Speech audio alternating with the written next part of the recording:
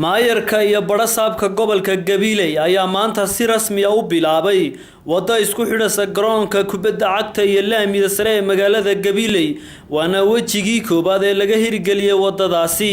waxa ugu horeyn halkaasi hadallo ka soo jeediyay mas'uuliyiintii ka socotay magaalada Gabiley istoosiya meel wada socda golahan oo isleeyahay waa golo dhalinyaro ah oo loo bidayo inay aqoontii ay leeyihiin in ay gacmaha isqabsadaan oo u midoobaan wax qabadkooga bay ii tahay anigoo ku hadlaya magaca madax dhaqameedyada gobolka Gabiley inaan ka soo qayb galo bilowga dariiqan wuxuu ayuu inoo sheegay isku xidhaya dariiqii ka soo baxay geedka bardaha garoonka kubadda ilaa dariiqii kale tagay laamida tagaysay anoo waxaan kulay aad u hambalyeynaya baahida dadweynuhu qaba wadooyinka degmada Gabiley waxaan aad u soo dhaweynayaa wadada maanta oo gudoomiyaha gobolku oo gacanta ka jaray oo magaalada dawladda hoose Gabiley fulinayso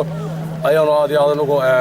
sidoo kale waxaa ka hadlay maayarka degmada Gabiley Shacayb Maxamed Muuse oo ku nuuxnuucsaday in ay dadaal ugu jiraan horumarinta gobolka Gabiley hadalka waa la dhameeyay intii badnaydna waa la yiri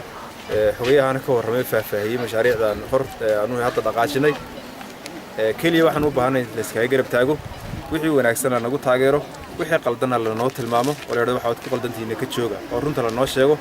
waxa kaloon ku darayaa hadda Gabiley ma ilahayn dugsigii farsamada gacanta waanu insha Allah diyaarinaynaa dhulkiina waanu u helay barasaabka dhagax dhigi doona insha Allah waxa weeyii dugsigii farsamada gacanta ee Gabiley ku galaya insha Allah taala oo soo dhaweynaynaa cid kasta marka gobolka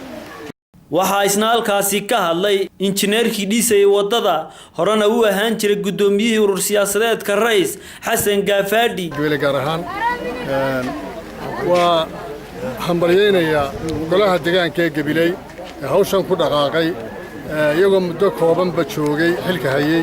aad baan u soo dhaweynayaa waana hambalyeynaya marka hore